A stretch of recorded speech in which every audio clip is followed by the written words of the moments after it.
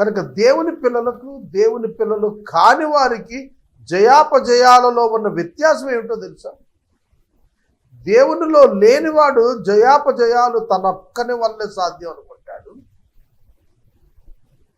దేవునిలో ఉన్నవాడు, దేవుని నమ్మినవాడు జయాపజయములు దేవుడు తనకిస్తున్నాడు.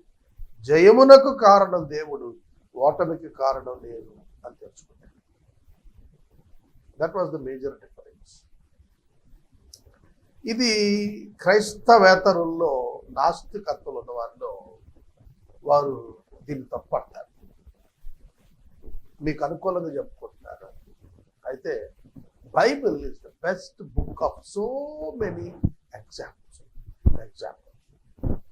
ఎన్నో రకాల ఉదాహరణలతో బైబిల్ నిండిపోయింది. అది సజీవ వాక్యం. ఇవాళకి సత్యమే.